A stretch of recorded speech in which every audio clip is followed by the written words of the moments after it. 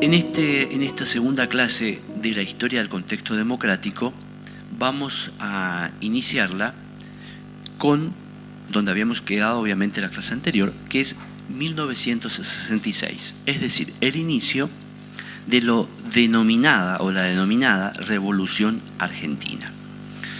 Hemos estado hablando en la clase anterior y hoy previamente a esta parte grabada sobre las corrientes internas de las Fuerzas Armadas y de la composición de lo que Novaro nos llama los actores políticos o los actores organizados, es decir, los partidos políticos, los medios de prensa, el sindicalismo, las Fuerzas Armadas, etcétera, etcétera, y los personajes por peso propio.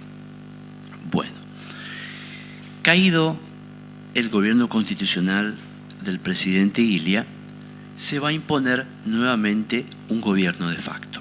Y ustedes van a ver que Marcos Novaro, y este periodo de la historia argentina, nos va a decir, nos va a relatar, y vamos a estudiar, la permanente oscilación entre gobiernos de facto y gobiernos democráticos. Muy bien, Marcos Novaro, al inicio del material de plataforma de estudio que ustedes tienen, yo le remarqué en la primera parte de la clase anterior, marcaba unas palabritas: legitimidad, cuestión social, libertad. Ahí está, señores, el grave problema en el cual nuestro país inició una debacle en 1955 que nos lleva a una recuperación hoy formal de la democracia, de las instituciones, pero en la que todavía estamos muy lejos de la recuperación de nuestro Estado-nación como una potencia regional, como una potencia económica, con una solidez social interna. Y aunque parezca mentira, en 1955 la Argentina tenía una posición en el mundo. Heredó para los sectores de la historia liberal una posición muy importante luego de la Segunda Guerra Mundial por los stocks en materia prima y acumulación de capital o de deuda, porque en realidad los países aliados jugamos de neutral, quedamos ante la historia como nazifascistas, pero muy genialmente, diagramado por el Imperio Británico, éramos la pieza clave en el ajedrez de la alimentación de los ejércitos ingleses y norteamericanos. La materia prima nuestra, desde el corned la carne enlatada, el trigo, etcétera, etcétera. ¿Podíamos abastecer a los ejércitos aliados si formábamos parte del eje? Imposible. Ahora, en toda la Segunda Guerra Mundial solamente perdimos 1 o 2 barcos, porque los submarinos alemanes respetaban la bandera argentina, porque era un estado neutral, comillas, tildado de nazi. En realidad, una pieza maestra del juego político británico. Éramos neutrales porque necesitábamos ser neutrales para los aliados, abastecer a los ejércitos aliados de la materia prima, en este caso los alimentos. Cuando no necesitamos esa posición, Argentina rompió con el eje días previos a la rendición final en mayo del 45. Bien, decíamos de la Argentina potencia, por eso estoy haciendo este resumen, esta plataforma. Y en el 55, la posición más popular, nacionalista, que va a entroncar con el primer peronismo, que es muy distinto a la evolución del segundo y o tercer peronismo, nos va a marcar que toda esa acumulación de capital fue invertida. ¿Se acuerdan lo que yo le explicaba en la clase anterior? Lo que Marcos Novaro también nos marca unas líneas, yo le hablaba de Calabrini y Ortiz, en la deuda social. Es decir, teníamos capital, teníamos los grandes palacios que nos quedaron de la década del 10, pero teníamos una población hambrienta, analfabeta, que se manejaba descalza, sin acceso a la educación ni a la universidad. Está bien, la universidad, la reforma del 18 existía, pero no era operativa, señores. Y eso, entonces, para este sector, ese capital acumulado se gastó en esa deuda social interna. Las jubilaciones, la obra social, la educación, la infraestructura. Y la deuda de guerra, en la que jamás pagaron, sobre todo los ingleses, ¿cómo no las cobramos? con todas las empresas que después fueron del Estado, a través de un sistema de expropiación: ferrocarriles, industria pesada, transporte, teléfono, etc., marina mercante. Entonces, ¿qué se hacía? Se expropiaba estas empresas de estas naciones y se descontaba de la deuda que nosotros éramos acreedores, no deudores. La deuda de guerra, la deuda de toda esa alimentación que yo le decía. Bien, por eso la Argentina en el 55 marcaba esa línea que Perón establecía, ni yanquis ni marxista, la tercera posición.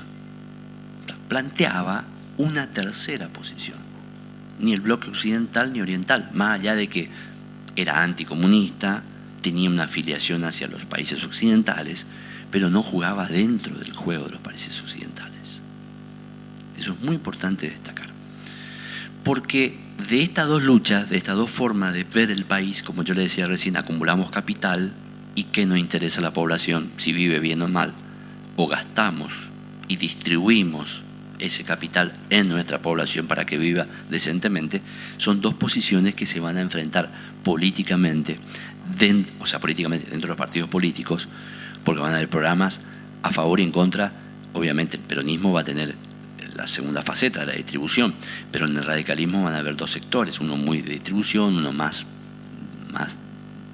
liberal, algunas corrientes de la línea nacional sobre todo, y obviamente los partidos del arco, los partidos conservadores y liberales, sobre todo los partidos locales, socios de todos los golpes, y que han salido indemnes y nadie tiene lesa humanidad: los políticos, los empresarios y los banqueros de los distintos golpes, y sobre todo del periodo 76-83. Nadie los juzgó. Sí cayeron otros, de ambos sectores, las cúpulas guerrilleras y los sectores operativos de las Fuerzas Armadas. Ya vamos a ver, cuando lleguemos a Alfonsín, los juicios a ambos bandos. Bien, en esta línea entonces de pensamiento, dentro de las Fuerzas Armadas también estaban estos sectores, dentro de la prensa, etcétera, etcétera, que son los actores que van a ver y las líneas que irreconciliablemente van a estar luchando hasta el día de la fecha. Cambiarán los nombres, los partidos, las agrupaciones, pero esos dos conceptos de naciones están permanentemente en lucha. Bueno, la Revolución Argentina va a catapultar a Onganía, jefe del sector azul del ejército. El sector azul del ejército, los veíamos en la clase anterior, era el sector de los oficiales nacionalistas, llamados católicos o nacionalistas católicos, populistas, y que no veían mal, y de donde se entroncaban a su vez de la línea de Leonardi, en la que no veían mal un neoperonismo, es decir, un peronismo sin Perón, o de última, un renunciamiento de Perón, o, bueno, un pacto con Perón. Pero no veían mal la cuestión social, no veían mal los gremios y los sindicatos. ¿Por qué? Porque obviamente tanto estas agrupaciones, los jefes sindicales, como toda la Fuerza Armada en este caso, eran fervientemente anticomunistas. Entonces había una alianza táctica entre ambos. Pero le decía bien, el sector no vamos a decir pro-peronista, el sector populista, nacionalista católico, que veía bien un peronismo sin Perón, contra el sector colorado, que era el eminentemente aliado de la Armada Argentina y en el que el antiperonismo era total. Donde ahí sí el antiperonismo era rabioso. Onganía y este sector Revolución Argentina, Onganía, Levingston, va a estar más o menos en la línea de Onganía, y luego Lanusse, que venía del sector colorado, que venía del sector más fuerte del antiperonismo, que venía del sector de Aramburu, va a tener ahí una fluctuación y va a hacer los pactos con Perón. Ya vamos a ver ahora la lucha, el tira y afloje entre los dos, y cómo se va a tratar de llegar a un acuerdo para el regreso del general. Entonces, ¿cuáles son los objetivos? Podemos sintetizar en la página 89. generalmente a mí no me gusta leer, pero a veces es necesario en esta plataforma en la que son clases tutoriales en la que ustedes van a tener que rendir sobre preguntas del texto, no sobre temas en el que ustedes deben desarrollar. Y ahí tienen una amplitud de criterio porque todo lo que han leído en su vida sobre historia les va a servir.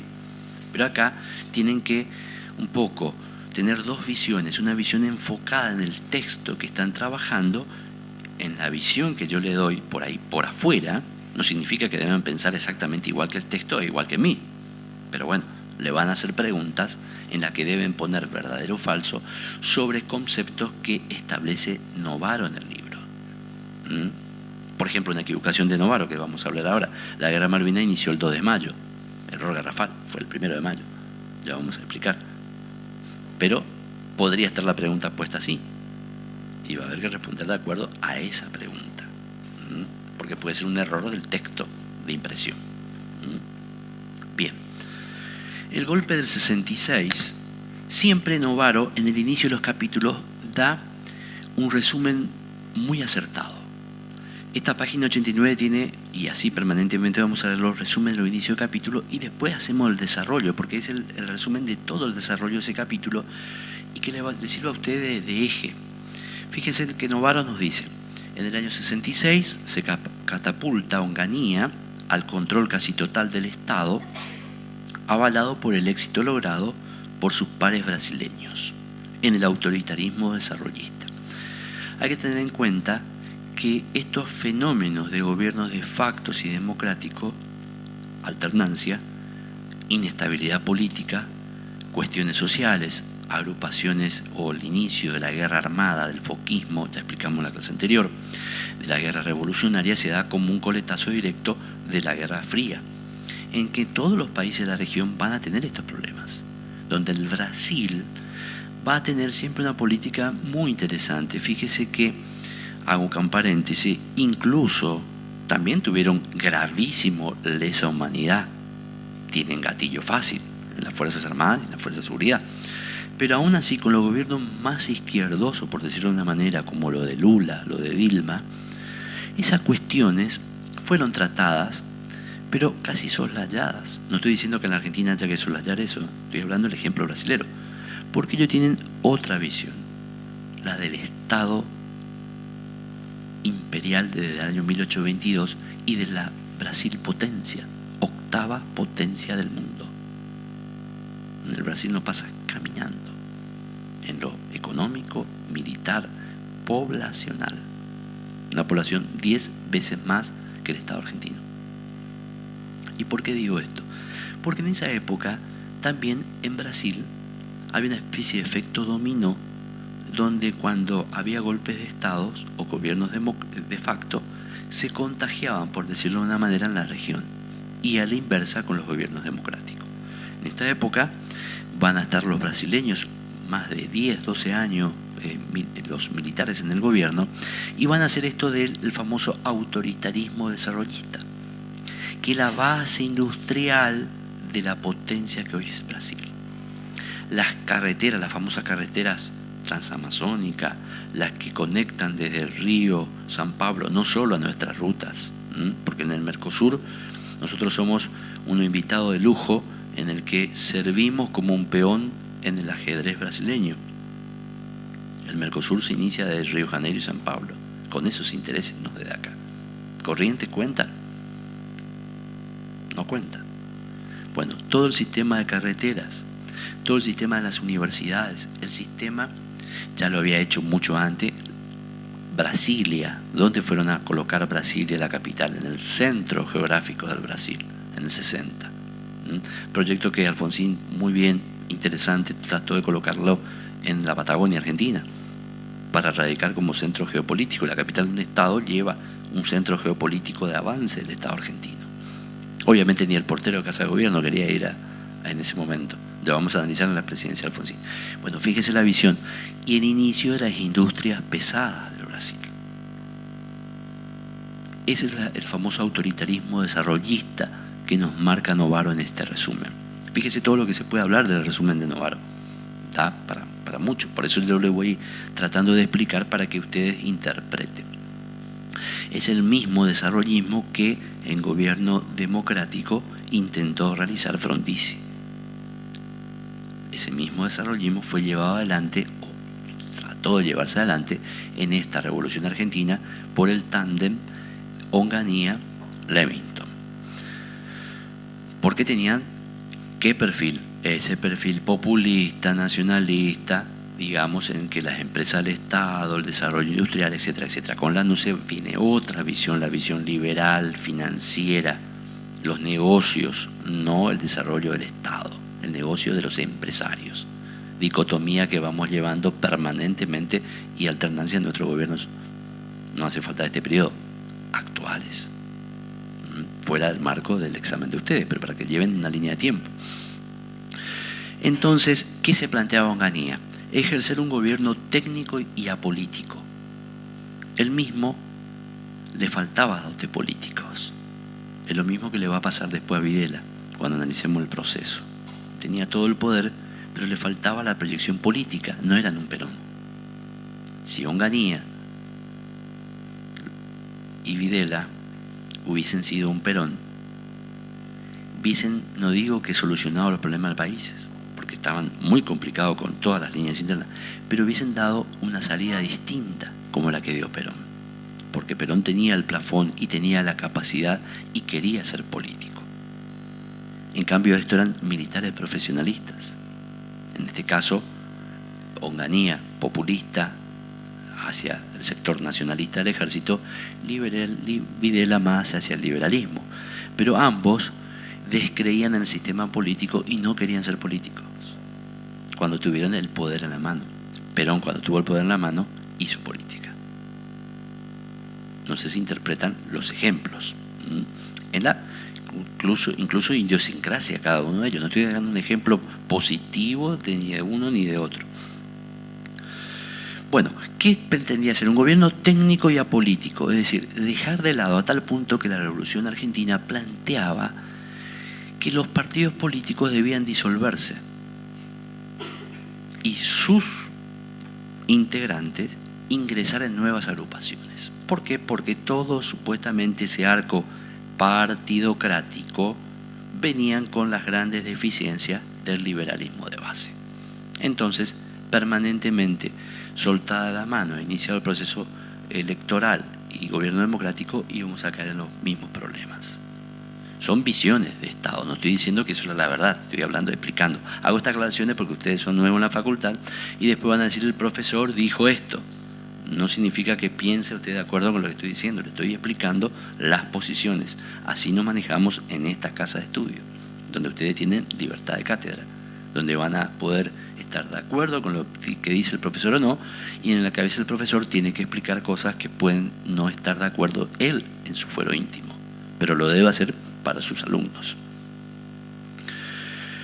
Onganía pretendió entonces utilizar a su vez el apoyo civil y militar que recibió, pero va a encontrar también esa reserva, pese a que él viene de la derecha católica, con la misma derecha católica, porque al plantear que su eje es, y ya lo vamos a ver algunos conceptos que da Novaro, que su eje es lo técnico, lo desarrollista, lo económico, estos sectores políticos y militares de esa derecha nacionalista católica le va a plantear cuidado. No estás planteando un liberalismo. O sea, te está saliendo del eje de la cuestión social, del desarrollo en vista de la población. Y ese, aunque parezca mentira, va a ser la contradicción del gobierno de Onganía. Sus luchas internas dentro de su propio sector. Sectores que en la cultura, en la universidad van a desarrollar una actividad, pero que en la economía no van a estar de acuerdo en cómo se llevan adelante. Por ejemplo, se lo coloca a Krieger Bacena, un delfín del liberalismo económico. Diríamos un Martínez de Oz, un Cavallo. Esa contradicción de Onganía. ¿Por qué? Y ahí está la falta de visión de Onganía. Porque Onganía, si hubiese sido un Perón, hubiese puesto un ministro de Economía más populista, no un técnico, que le decía 2 más 2 es 4, hay que echar 3 empleados acá, 5 allá, y ¿qué hacemos con un empleado? No me interesa, hay que cerrar los números. Eso es lo que vivimos en la actualidad, en la economía. permanentemente la oscilación. Entre tanto, las clases medias y políticas, o los políticos moderados, estaban ahí en un rechazo general, sumándose o motorizándose hacia el peronismo y las fuerzas de izquierda que iban tomando, no digo masa, gran masividad, protagonismo, porque vamos a ver el periodo de lo que se llama la revolución, o el periodo revolucionario, digamos, de la acción de la contraguerrilla, etcétera, etcétera, se inicia en 1959. O sea, en 1959, con el fenómeno cubano, se inicia lo que es la acción del foquismo y la guerrilla, no solo en Argentina, en el Cono Sur, que finaliza en nuestro estado más o menos para el año 79, 80, estaba finalizada lo que era la guerra llamada de contrainsurgencia, o los movimientos revolucionarios, o ese estado prerevolucionario. Pero señores, esos movimientos que tuvieron plataforma política y después agrupaciones armadas no triunfaron por algo básico. ¿Por qué? Porque no tuvieron el acompañamiento de la población. Es muy sencillo, ya lo vamos a explicar. En Tucumán, o le pasó como le pasó al Che Guevara en Bolivia, estas agrupaciones, cuando transitaban en el campo de batalla, como LER dentro de Tucumán, que quería hacerse la provincia para ser un estado socialista internacional, reconocimiento de la Unión Soviética, Cuba, etcétera, etcétera, y plantear una guerra contra el Estado argentino, cuando transitaban e izaban la bandera roja y bajaban la bandera argentina, inmediatamente uno de los que estaban presentes y ellos se iban a anunciar el paso, cantidad de efectivo, etcétera, etcétera, la población común, analfabeta, ya metida de Tucumán, a las fuerzas policiales y del ejército sobre la presencia de los guerrilleros. No tuvo plafón masivo, más allá de todas las luchas que se van a concatenar entre una cosa, la lucha contra un gobierno de facto, en la que el peronismo acompañaba, por la libertad, y otra cosa muy distinta para implantar la patria socialista. No sé si me interpretan. Donde ahí todo ese sector quedaba muy, muy reducido. Eso hay que tener muy en cuenta y se va a desarrollar desde este periodo y va a llegar a su clímax de lucha intraperonista y de estas facciones durante el tercer gobierno de Perón. Bueno, volvemos acá, porque todos estos pensamientos se van deveniendo de estas líneas. Los gobiernos subsiguientes, encabezados por Levingston y Lanusse, deberían lidiar en un clima ya abiertamente de la violencia política, que es lo que le estaba explicando, con una autoridad estatal cada vez más precaria. Perón fue el que más contribuyó a activar esa movilización. Comenzaría a ser visto entonces como el único capaz de desactivar ese clima prerevolucionario, porque ya lo explicamos en la primera clase. Perón jugaba, como decíamos al inicio de esta, con todos los factores. Desarrolló el proceso guerrillero de las agrupaciones armadas. Como decía Perón, yo los palmeo en la espalda, que jueguen. Pero él definía después el juego. Perón tenía una frase muy, por eso no, lo que son peronistas presentes no se pongan mal, pero es definido como el Maquiavelo argentino. Él decía, cuando quiero doblar a la derecha, pongo el guiño a la izquierda. Es una frase muy típica de Perón. Desarrolla y da la bala a alguien que cree que se queda con el movimiento, lo deja crecer, en realidad le hace jugar el juego que él quiere y luego lo liquida con la otra fase de la otra parte del movimiento, es decir, sindicalismo, partido, el movimiento, por llamarlo de una manera, las agrupaciones armadas. En ese cóctel se manejó Perón. Depende cómo iban las relaciones con los gobiernos de facto o constitucionales en la Argentina, él colocaba uno u otro escenario o activaba una u otra línea. Cuando había que pactar con los gremios, dejaba pactar. Cuando los gremialistas se hacían muy fuertes, los dejaban que se vayan y se estrellen solos. Después él entonces tenía una segunda o tercera línea de gremialistas. Y todos aprendían el ejemplo. ¿Que quién era el que conducía? Perón. ¿Quién era el jefe? Perón. E incluso la oposición, Y este sector de las Fuerzas Armadas en este trienio, no 66, 73, pero en estos tres presidentes que son los generales Onganía, Levingston y Lanusse, se va a dar cuenta que no hay otra circunstancia que entregarle el gobierno al mito, es decir, a Perón, para que termine de desandar o arreglar los caminos iniciados en el 55 y solucione, porque todos tenían pavor, incluso la UCR de Balbín, etcétera, etcétera. ¿A quién? Al famoso comunismo. Todos se valían de él para la lucha, pero todos los odiaban y todos le temían. ¿Por qué? Por los privilegios. Recuerden que Satucho en Estrella Roja nos decía que había que fusilar 1 millón de argentinos para instalar la patria socialista. Y eso se vendía en los kioscos como uno compra el diario, Evita Montonera y Estrella Roja. Después van a pasar a la clandestinidad y van a ser clausurados durante el gobierno de Isabel Martínez de Perón. Bueno, ¿cuáles eran los objetivos entonces? Se abriría un gobierno, y acá comienzan los problemas de Onganía, en lo que no se pone en plazo, in eterno, para tratar de asimilar una posición al estilo de un gobierno como desarrollaba Franco, es decir, con un inicio sin un término. Generalmente otros movimientos como la revolución libertadora va a tener un inicio obviamente de facto con el apoyo de los partidos políticos. Señores, ningún golpe de Estado en la Argentina se hizo sin el apoyo de los partidos políticos, de los empresarios y de los mismos sindicatos que lo dejaron hacer, ¿o no? No fueron locos los militares que salieron solamente porque quisieron ellos a las calles. Siempre hubieron quienes golpeaban los cuarteles.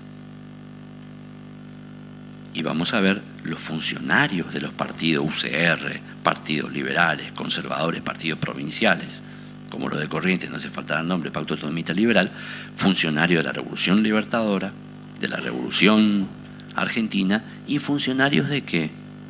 De la dictadura de Videla. 105 intendencias de la UCR, que no sabían lo que pasaba en la Argentina con los derechos humanos. ¿Ustedes creen que eran sonsos? Sabían. Novaro lo dice muy bien, eran cómplices, en mayor o menor medida. Textualmente Novaro lo explica. Por eso digo, el texto no es un parecer mío, es una cuestión. O vayan a ver los debates del 76 en el Congreso. Vayan a los diarios, Clarín y Nación, lo que se hablaba en noviembre y diciembre en el Congreso de la Nación en el 75. El vacío de poder, y todos apostaban al golpe, que ahora somos todos demócratas en el 83, cuando nos ensangrentamos las manos y dimos el golpe en el 76, con excepciones. Una de las excepciones obviamente va a ser Alfonsín, en la línea interna del peronismo, pero no Balbín. Balbín fue golpista en el 55, en el 66 y en el 76. A su propio Frondizi le va a decir, en ese autogolpe que ya lo explicamos en la clase anterior, cuando Frondizi va a entregar el gobierno a Guido, a su vicepresidente, quienes fueron compañeros de ruta del propio radicalismo que se va a separar, le dice: usted tiene que abandonar el poder. Y Balbín mismo se lo dice en diciembre del 75 a Videla: lo que lo va a hacer, hágalo, pero cuidado, esa mochila después a mí no me la cargue. Porque él pensaba que lo mismo que con esta revolución libertadora, caída del segundo gobierno constitucional de Perón, con la caída de Frondizi, que se hizo una especie de autogolpe porque siguió Guido, después va a ir a elecciones y va a Ilia, y con la caída del tercer gobierno peronista, sobre todo Isabelita, el beneficiado iba a ser Balbín en las próximas elecciones. Y la prueba está, lamentablemente para él, que en las elecciones del 73 apenas sacó el 20%. Y en las elecciones del 50, cuando gana Frondizi, apenas el 20%. Esas fueron las circunstancias. Y es más, él, cuando apoya el golpe del 76, creía que iba a ser el presidente democrático posterior. Obviamente su vida ya dilatada va a fallecer y abre la apertura para que se pueda presentar en el 83 Raúl Ricardo Alfonsín al vencer a la línea nacional de la Rúa. ¿Dónde estaba Balbín? Sino quién iba a ser el candidato del radicalismo. Balbín. Pero va a fallecer en ese periodo, en ese interregno. Desaparece físicamente. Bueno, estos objetivos, cuando la revolución esta dice que no tiene tiempo, no hay tiempo, comienza a tener problemas con los partidos políticos, no proscriptos. El peronismo estaba proscripto. Porque estos partidos políticos pretendían usufructuar la proscripción peronista, el reordenamiento que iban a hacer este gobierno de facto, sus funcionarios que tenían en los ministerios y que evidentemente luego iban a heredar democráticamente con el voto el gobierno. Pero cuando desde el gobierno le dicen no hay tiempo, queremos una España tipo Franco, es decir, Franco gobernó del 36 hasta que murió en el 75, los partidos políticos comienzan a decir no, nos equivocamos, no nos van a entregar el poder. Y ahí comienzan también una resistencia. Obviamente Perón también va a marcar una resistencia. Esto está todo en Novaro, página 90, 91, 92, es lo que yo le estoy describiendo. ¿Cuál es la forma de gobierno y el poder? Decíamos nosotros, se le puede preguntar.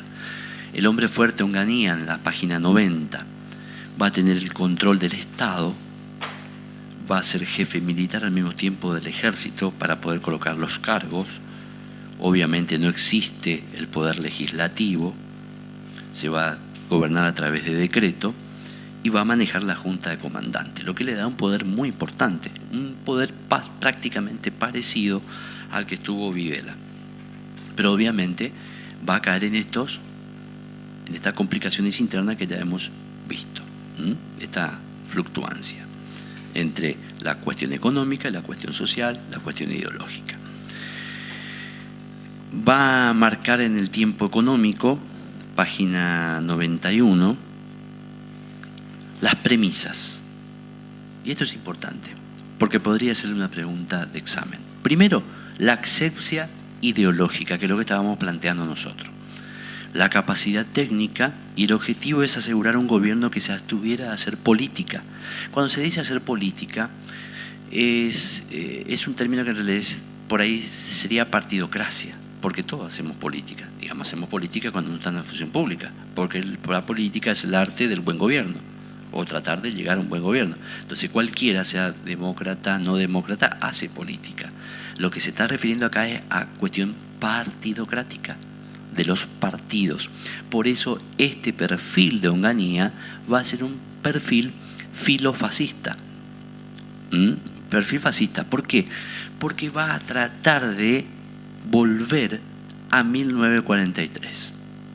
Es decir, a la revolución del 4 de junio del 43, donde es el nacimiento de esa revolución, surge el peronismo, donde es una conglomeración entre los sectores nacionalistas del ejército y el pueblo. Uno de los 40 coroneles del movimiento era Perón, que comienza a desarrollar su acción desde la Secretaría de Trabajo. Se va a catapultar, ya expliqué en la primera clase, o en off, cuando estábamos acá en el descanso, cuál es la diferencia entre Perón y el conjunto de oficiales del Grupo de Unificación Unida, de Obra de Unificación Unida, que era el que tenía el carácter político. Los otros eran técnicos, estilo Onganía, estilo Videla, profesionalistas. El político, el que descendía en el barro, el que estaba en todas estas cuestiones, el que quería quedar en el bronce, el que quería perpetuarse, era Perón. Por eso, los sectores azules, después los sectores de Leonardi que le dan el golpe, le reprochaban eso. Usted, general, nos robó el movimiento. Como la UCR también le decía, nos robó las cuestiones sociales. O sea, siempre al peronismo se le va a arrugar esos problemas. Y en las Fuerzas Armadas le robó el plan de gobierno, por decirlo de una manera. Ese Estado llamado o conformado desde los viejos esquemas de los estados de movilización y de la modernización del Estado alemán, sobre todo el Estado prusiano. Era eso lo que se aplicaba acá, una economía estatal, desarrollada, planificada, donde cada ciudadano, con mucho contacto, aunque parezca distinto con la ideología, a la política marxista de la Unión Soviética, toda planificada. Nada más que dos estilos. Acá había propiedad privada, ya no había propiedad privada, pero los planes eran exactamente en qué parecido. En que cada ciudadano tenía un designio. Estaba planificada la universidad, las Fuerzas Armadas, el crecimiento, la industria, etcétera, etcétera, etcétera. Esa es la contraposición con el Estado liberal que permanentemente vemos acá con las corrientes que decimos. Que Novaro no le va a describir en el Estado liberal, y cada uno hace cuestiones de emprendimiento, pero estos estados tenían planificado a 15, 20, 30, 40 años, que es lo que hace el Brasil, volviendo a ese autoritarismo militar de la década del 60-70, a los gobiernos democráticos a partir del 80 y que tienen hasta el día de hoy. Brasil sabe qué va a hacer de acá a 50 años. Nosotros no sabemos qué vamos a hacer mañana. Es la realidad. Brasil está planteando, ¿por qué no tenemos problemas fronterizos con Brasil hoy? Porque así como Estados Unidos planteó la locura, la guerra de la galaxia, ellos plantean el sistema cibernético de defensa del Brasil y la guerra transamazónica. O sea, ellos están planteados en el eje principal de desarrollo de la Amazonia y en sus fronteras clave. ¿Cuál es el enemigo número uno del Brasil hoy? Venezuela. Entonces, allí está yendo todo el peso del Estado brasileño. Problema del narcotráfico en Colombia y el Ecuador. Recuerden ustedes que menos con Chile, Brasil linda con ¿qué? Con todos el resto de los países hispanoamericanos de América del Sur. Es el único Estado que tiene fronteras con Venezuela, Colombia, Ecuador, Perú, Bolivia, Paraguay, Argentina y Uruguay. Entonces ellos están en otra. Ya definieron en su momento la Cuenca del Plata con Itaipú, etcétera, etcétera. Ahora están ahí. Fíjense la proyección del Estado brasileño. Que ya proyectó misiles intercontinentales, etcétera, etcétera. Y nosotros todo lo que lo teníamos lo destruimos. En la época de Menem con las privatizaciones. Y porque nosotros íbamos a hacer el mal, porque le íbamos a vender a los iraníes, y respetamos todos los condicionamientos de Naciones Unidas, cuando las grandes naciones no la respetaron, como por ejemplo el caso de Malvinas, que vamos a ver, que también tenemos que desarrollar. Bueno, sigamos acá. En este desarrollo de la industria, con una construcción de infraestructura y progreso técnico, que es lo que le estábamos explicando. Durante estos primeros años de presidencia, resultó claramente aliados, hasta ahí, pero aliados, de Bandor y Alonso. Bandor y Alonso son los secretarios generales de este peronismo sin Perón, sobre todo Bandor, que van a ser eliminados físicamente en 1969 por Montoneros, ambos, y que van a prestar una colaboración porque el texto lo dice. Veían en Onganía un nuevo Perón, es decir, un hombre pragmático, y no creían que Onganía iba a tener la talla de un Franco, es decir, un Franco, alguien que se iba a perpetuar.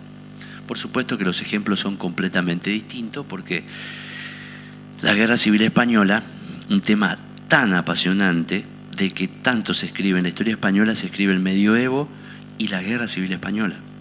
Hoy, al día de hoy, todavía esas heridas sangran, con más o casi 1 millón de muertos, con contendientes en ambos bandos de todos los países del mundo. O sea, las luchas ideológicas que estamos planteando acá, que lo vimos nosotros con la guerra revolucionaria, la contrainsurgencia o este nefasto mecanismo de la seguridad de Estado, etcétera, etcétera, etcétera, devienen prácticamente de esa década del 30, donde la Primera Guerra Mundial fueron luchas de nacionalidades y la Segunda Guerra Mundial, que para muchos autores es la continuación de la Guerra Civil Española. ¿Qué nos plantea la Guerra Civil Española? Las luchas de las ideologías, donde en ambos bandos había no solo españoles, italianos, alemanes, etcétera, etcétera, etcétera. Nacionalidades que después también se acomodaron en sus países de origen en el inicio de la Segunda Guerra Mundial. Pero en la Segunda Guerra Mundial, en los ejércitos aliados del eje, había hombres de ambas naciones. Porque ustedes decían, ¿habían ingleses con los alemanes? Sí. ¿Había alemanes con los ingleses? Sí. ¿Había rusos con los alemanes? Sí. ¿Había italianos en ambos bandos?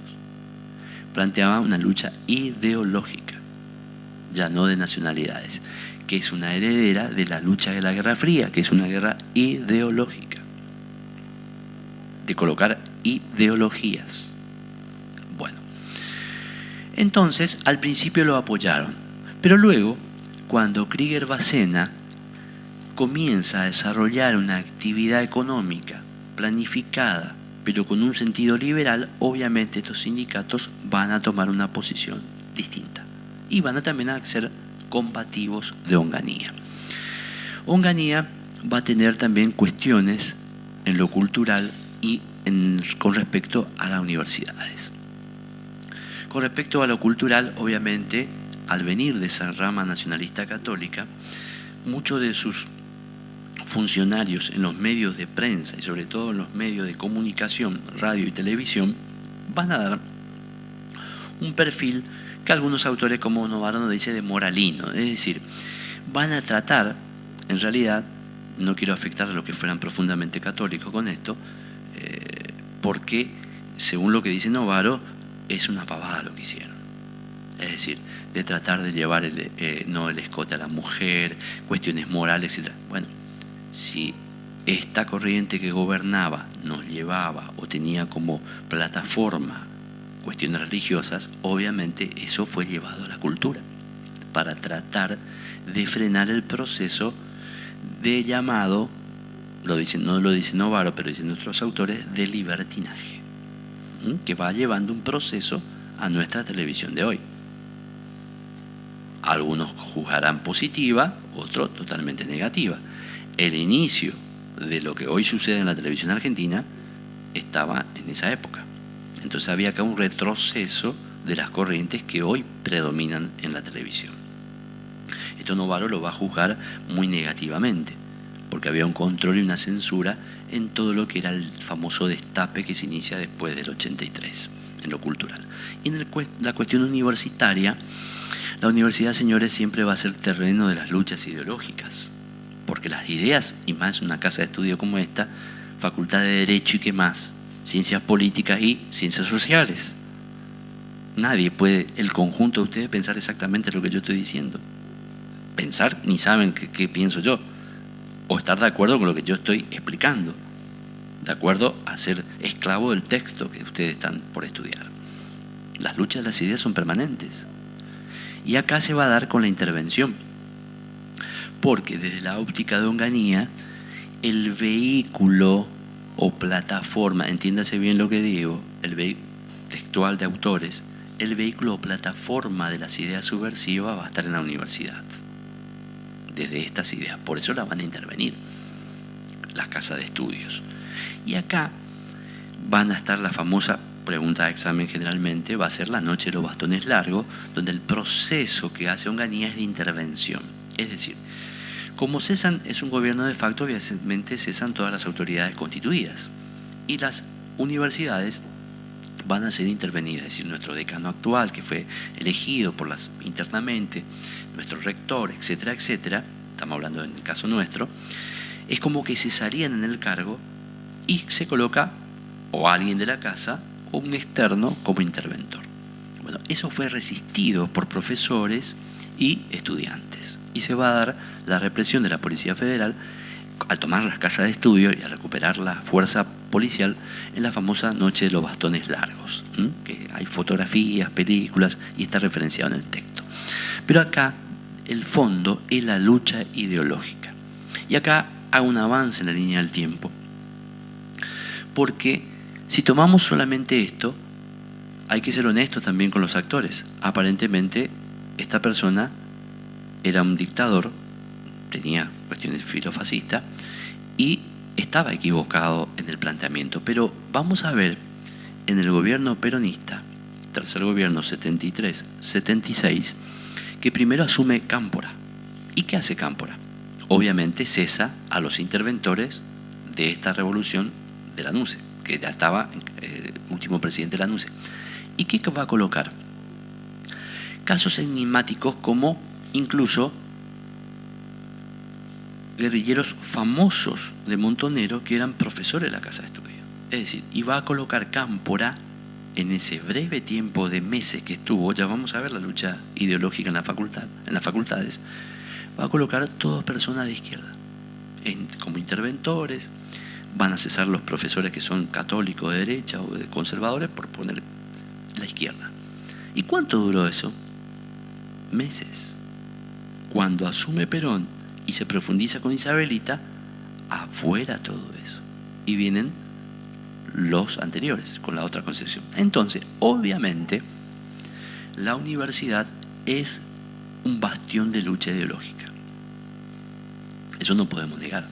Ahora, de ahí a catalizar como vehículo de la guerrilla, bueno, son cuestiones que eso está en el autor. Les recuerdo, no obstante, que hay un prólogo donde la Cámara de un libro de Joffre, donde la Cámara Federal establece los delitos cometidos, la Cámara Federal en el juzgamiento a la Junta y a las agrupaciones guerrilleras, establece la cantidad de tipos de delitos que se desarrollaron, más de 21.642 acciones terroristas, subversivas, y después un conjunto de acciones.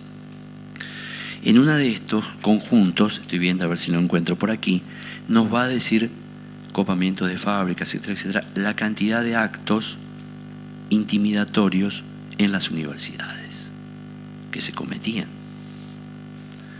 Es decir, ambos bandos, la izquierda y la derecha peronista y la izquierda y derecha en general, combatieron ideológica y también por las armas en la Universidad Argentina, que se va a profundizar en el periodo 73-76.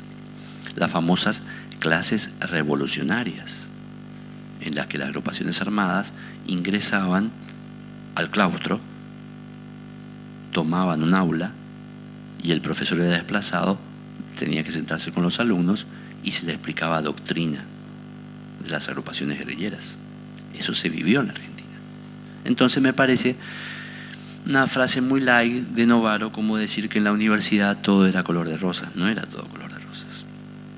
Porque profesores universitarios de ambas expresiones fueron asesinados en gobiernos constitucionales. Por ejemplo, Sacheri, delante de sus 6 hijos menores, por el ERP, por ser nacionalista católico, profesor de la UBA, un 24 de diciembre cuando iba a misa. Estos son hechos que se vivieron en la Argentina. Y las facultades, obviamente, entonces van a girar entre la izquierda y la derecha, entre el 73 con Cámpora, y luego se va a ir girando a la derecha con el proceso Perón-Isabelita, y obviamente más concentrado con el golpe de 1976, en el que va a haber una depuración de profesores, alumnos, etcétera, etcétera. Pero es una lucha ideológica y de reclutamiento de ambas secciones, de izquierda y de la derecha. Bueno, este problema de las cuestiones universitarias va a ser el talón de Aquiles y va a ser donde se va a comenzar a derrumbar la posición de Onganía. Además, en este proceso nosotros vamos a vivir en el año 69 una serie de cuestiones sociales, como es una serie de revueltas, pero que se van a iniciar justamente en la Universidad Nacional del Nordeste, cuando los comedores universitarios son suprimidos. Y fíjense, este es un dato histórico que le doy, que no está en el manual. Si yo quisiera apaciguar a ustedes, le dejaría un plato económico como hoy tienen en la UNE, en el que pueden comer tranquilamente, y fíjense por la cuestión ideológica de lo que estamos hablando, el enfrentamiento, y no dejaría de lado o lo subiría a un precio digamos, supermente alto para crear conflicto en ustedes. Bueno, estas son las desavenencias de Onganía. El delegado de Corrientes, el interventor de esta zona y en la universidad, por una cuestión económica de esto de Krieger y Bacena, por eso este es un ejemplo claro de lo que yo le hablaba en lo económico, por una cuestión de números, no ideológica, de números, se suprime el plato gratuito a los estudiantes. o un plato muy económico, porque le costaba al Estado argentino. Fíjense, estamos analizando el ejemplo desde dentro del Onganiato. Eso le llevó a la caída a Onganía, porque lo que pasó en Corrientes fueron, obviamente, grandes manifestaciones de los estudiantes de la universidad, y en uno de esos hechos se produce la caída en enfrentamientos con la policía, etcétera, etcétera, de Cabral. Una de nuestras aulas está honrada de la memoria de este estudiante de Derecho que cae muerto en la represión, en las luchas que se da justamente en la Plaza Cabral, acá de la ciudad de Corrientes. El comedor universitario está donde hoy sigue estando por calle Belgrano las instalaciones de la UNE, deportivas hoy. Y también en parte del complejo donde está la universidad de la escuela, donde está todavía lo que queda parte de medicina. Esto llevó a una cadena de huelgas con los sindicatos que estaban ya en posición ríspida con Onganía, y va a llevar a lo que se llamó muy posteriormente correntinazo, que fue esta cuestión, pero va a llevar al cordobazo y al rosariazo. Dos grandes manifestaciones de huelgas en las que las agrupaciones armadas van a aprovechar para ingresar, sobre todo en Córdoba, donde el ejército, 29-30 de mayo del 69, tuvo que intervenir para poder llevar, digamos, el orden en la ciudad de Córdoba. Esto fue lo que dinamitó ese horizonte largo que tenía Onganía. Fíjese cómo pequeños detalles que no van en una concomitancia. No significa que estoy defendiendo a Onganía, estoy dando un ejemplo textual. Repito esto permanentemente porque esto por ahí es grabado, subido a las redes, por ahí cortan, sacan de contexto y uno tiene que dar explicaciones permanentemente. Entonces, cómo esta cuestión numérica menor torpedea todo el proyecto de Onganía. Con este ejemplo les grafico lo que les explicaba y lo que Novaro les dice en las primeras hojas de este capítulo. Ese problema entre la decisión, la falta de decisión política y de entregar economía a técnicos que a veces les interesa más cómo cierra el papel, los números, que son las cuestiones sociales, etcétera, etcétera. Es un acto de torpeza interna, desarrolla y destruye estas cuestiones. Bueno, vamos a avanzar un poquito más, porque si no nos quedamos detenidos en el tiempo, pero esto es importante que sepan, porque puedan hacer preguntas, yo creo, de exámenes, porque la cuestión de la universidad, la noche de los bastones largos, la cuestión de Corrientes, el rosariazo, el cordobazo, son hechos muy importantes de resistencia a Onganía. ¿Qué más nos queda del gobierno finalmente? El enfrentamiento con los empresarios. Se va a desafectar la Confederación General Económica, o va a tratar de reaparecer, y se va a hacer hincapié en la Unión Industrial Argentina, porque yo les decía que Cría Urbacena va a tratar de desarrollar una actividad empresarial para el desarrollo de las empresas, pero acá también va a haber problemas, porque una cosa es el empresariado de la Unión Industrial Argentina, que son grandes empresas que a veces necesitan una cuestión de dólar alto o bajo para poder colocar sus productos en el exterior. La apertura de mercados que se trató de realizar, o sea, de abrir la importación, que va a producir ¿qué?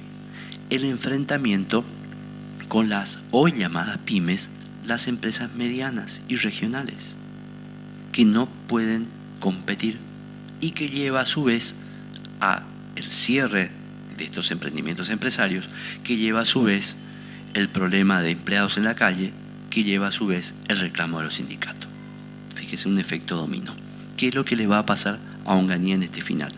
Donde la CGE siguió representando, dice textualmente Novaro, a la pequeña y mediana industria, y sobre todo mostró cohesión, pero un enfrentamiento, porque con una visión nacionalista y proteccionista rechazaba los acuerdos con el FMI y las medidas antiinflacionarias que afectaban el consumo y la apertura del mercado a la importación. Este es otro grave problema que va a tener este gobierno el inicio del gobierno peronista y el proceso, donde también va a tener esa dicotomía, sobre todo con la política de Martínez de Hoz, económica, que ya vamos a ver que es más profundizada aún que la de Krieger Bacena. Política que también después la va a llevar adelante en iguales condiciones prácticamente Cavallo, Menem Cavallo. Más allá de la convertibilidad, esa política de apertura económica, y que intentó nuevamente Cavallo con De la Rúa. Fíjense ese personaje nefasto. Hoy da cátedra en las universidades. Funcionario de este gobierno de facto. Funcionario de Videla. Funcionario de Menem y de la Rúa. Y asesor de este gobierno. Esto no va en el examen, pero hay autores calificados que establecen que el golpe del 76 también fue un golpe económico para imponer las recetas del fondo, en el que la Argentina en el 76, con todo el desmadre que vamos a ver del peronismo, tenía una deuda externa de 3.000 millones de dólares, no pedía crédito, se autofinanciaba con toda esa escena de caos terrible que se vivía, y en que la Argentina se negaba a entrar al Club del París, al Fondo Monetario Internacional y a los grandes créditos. O casualidad, el 24 de marzo del 76, la Argentina abrió la puerta a todo eso. El origen espurio de qué? De hoy nuestra deuda externa, las que no condiciona. Sí, la deuda externa no condiciona, porque hoy en el Banco Central de la República Argentina hay una misión del Fondo Monetario, en la cual monitoriza nuestra economía, en la cual nos dice cómo los argentinos debemos gastar. ¿Y ustedes piensan que el fondo no va a enseñar a gastar en educación, en desarrollo industrial, en desarrollo de armamento, de nuevas innovaciones tecnológicas? ¿O no va a decir que achiquemos la economía, compremos de afuera y paguemos al fondo? Obviamente la segunda receta. Este es el estado actual, y estos estados se van a repetir en todos estos procesos históricos. Bien, esto lleva a la caída de Onganía, que se tambalea, llega hasta el año 70, y ahí va a aparecer la primera operación de Montoneros, que es el ajusticiamiento de Aramburu. La primera aparición pública, puede ser pregunta de examen, con la operación, si no me equivoco, Pindapoy. Montonero tiene una cualidad que en todas sus operaciones militares, como si fuera prosa política, poética, colocaba nombres que no eran descabellados, no eran nombres militares, sino nombres que tenían alguna alusión a la situación, a la cuestión del país, etcétera, etcétera. Y es el debut de esta operación en la clandestinidad y operativo de Montonero. Lo van a secuestrar y lo van a eliminar físicamente a Aramburu. ¿Se acuerdan? Primera clase. ¿Quién sucede a Leonardi? Aramburu. ¿Quién autorizó y firmó los fusilamientos de León Suárez? Aramburu. O sea, el padre de la violencia política caía dentro de la violencia política. Pero, qué casualidad, esto fuera de examen de programa no lo dice Novaro, pero algunos autores nos dicen que Aramburu había recapacitado y tenía una línea de pensamiento, o mejor, no de pensamiento, de contacto con Perón, porque se habían terminado de convencer de que el único que podía poner en caja toda la situación era Perón. Y Lanusse, posterior presidente, después de Onganía, va a venir Levington, que fue elegido para que sea algo en el medio entre las dos facciones, pero va a tirar Levington sin mando de tropas, era un general retirado, hacia el populismo nacionalista de Onganía y esa visión azul, digamos, no pro-peronista, pero de entendimiento con las mayorías populares. Y luego viene Lanusse. Lanusse, el heredero político de Aramburu, que va a finalizar la cuestión de la Revolución Argentina y va a dar la plataforma para entregar el gobierno en un proceso eleccionario y el pacto que va a hacer con Perón, más allá del enfrentamiento que va a hacer. Pero bueno, Montonero lo ejecuta en un juicio popular, ¿no es cierto?, en los famosos tribunales del pueblo que se van a dar, lo tienen en una cárcel del pueblo, y a partir de la década del 70 también la figura del detenido, desaparecido y secuestrado va a comenzar a aparecer. No comienza en el 76, comienza acá, donde las dos facciones que estamos hablando van a comenzar lamentablemente su orgía de sangre. Y Montonero lo inicia con Aramburu. Se lo secuestra, se lo tiene en una cárcel del pueblo con un código revolucionario. Fíjense después porque esto fue llevado en los juicios a la Junta. Cuando hablamos de juventud maravillosa, de juventud que caminaba a las calles, y si tiene un ejército, un código de justicia, una cárcel del pueblo y un tribunal popular, estamos hablando de un gobierno paralelo al gobierno instituido. Y la casualidad da que Herbst, Montonero y las otras dos agrupaciones guerrilleras hicieron la mayor cantidad de actos delictivos y de asesinatos de población civil argentina, no en el gobierno de la Revolución Libertadora con los militares. ¿Saben cuándo? En el gobierno de Cámpora y sobre todo en el gobierno de Perón y de Isabelita Perón, gobiernos constitucionales, a los cuales trataron y llevaron al vacío de poder. Porque ellos pretendían, y lo decían abiertamente, sobre todo el ERP, la caída del gobierno constitucional, al cual Novaro no lo establece acá, pero lo definían con una palabra muy, muy pesada. Cuando uno se acuerda mal de la madre de uno, eso, oligarquía liberal democrática. O sea, tal cosa, una mala palabra, definían a la democracia argentina. No eran demócratas, señores, ¿eh? Querían implantar un terrorismo, mejor dicho, un gobierno autoritario. Estos que vivimos eran de derecha. Los otros que se iban a imponer eran del otro signo, contrario. No llegaron por la falta de plafón, ¿dónde? En la población. Bien, le decía esto porque se los va a juzgar y se los va a asesinar. Y dentro del juzgamiento está como punto inicial esa cuestión de los fusilamientos de León Suárez. O sea, es el cargo que la agrupación establece y por eso el tribunal que lo va a juzgar, Tribunal Revolucionario, lo fusila por esa cuestión. Bueno, luego de la caída de Onganía va a venir Levingston en un breve tiempo para dar paso a Lanusse. Lanusse va a tener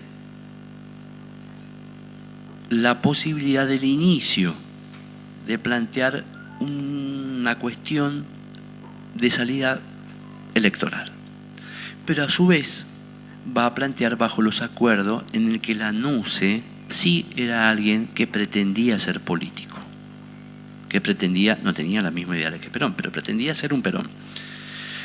Le faltó viveza, capacidad, etcétera, etcétera. Obviamente no era Perón. Se va a enfrentar muy duramente con Perón. A los partidos electorales, a la partidocracia no proscripta, el peronismo seguía proscripto, recuerden ese detalle.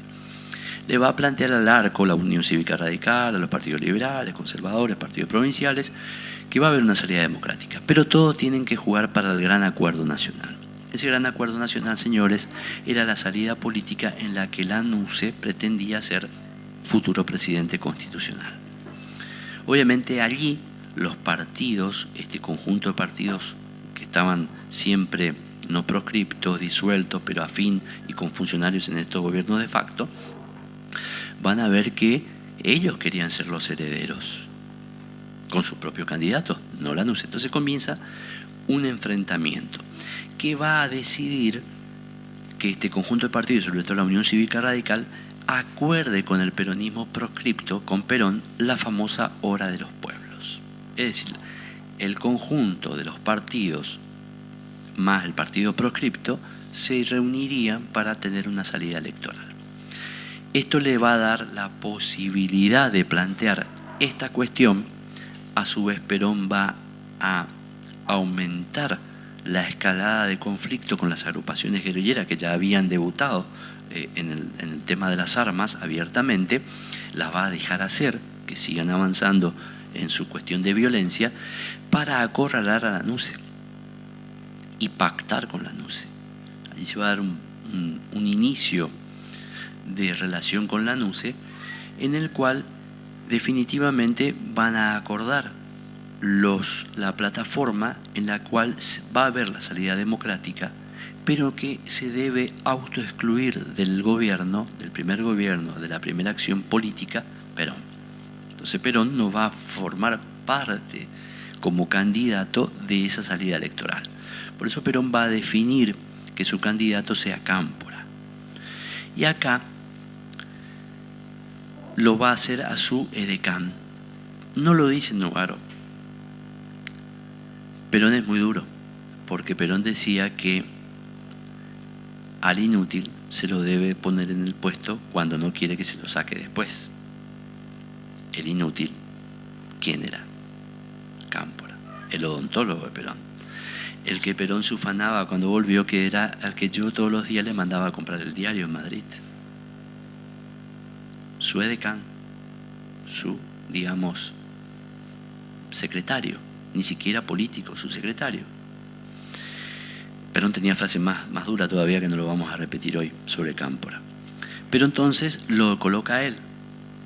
Y acá, este sector de los gremios combativos de izquierda, parte de los gremios, la gran mayoría ya sabían que la dirigencia era hacia la derecha o filial ortodoxa verticalista de Perón, y las agrupaciones armadas y las agrupaciones de base como la Tendencia Revolucionaria y la Juventud Peronista van a creer que Perón hace el giro a la izquierda, porque lo coloca a Cámpora.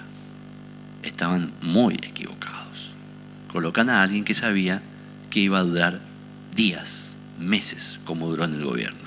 Pero como Perón decía, es mi candidato, iba a triunfar como triunfó, con el casi 56-54% de los votos, contra un 20% de Balbín. Balbín no se va a presentar en la segunda vuelta y entonces va a ser conformada esta fórmula de Cámpora, Solano Lima. ¿Quién coloca a Solano Lima? Alguien que estuvo con el peronismo, pero que no es de izquierda, es de un conservador. Solano Lima era del Partido Conservador y que siempre tuvo las fuerzas de centro, porque el peronismo tenía ambos sectores, la derecha y la izquierda, y el centro en su gran movimiento.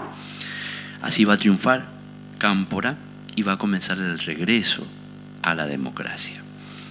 Acá vamos a hacer el primer descanso y luego vamos a volver ya con el trienio peronista 73-76, Cámpora, Perón, Isabelita, e ingresamos entonces en la trágica y fatídica noche del 24 de marzo del 76 para tratar de analizar la primera parte, o si se puede, todo el proceso de reorganización nacional, con lo que fue como básica acción la guerra antisubversiva y luego a nivel internacional el conflicto con Chile y la guerra de Malvinas y el proceso de inicio de la democratización, el proceso eleccionario, para mañana sábado analizar desde la presidencia de Raúl Ricardo Alfonsín hasta donde finalizamos el periodo con la caída de la Rúa.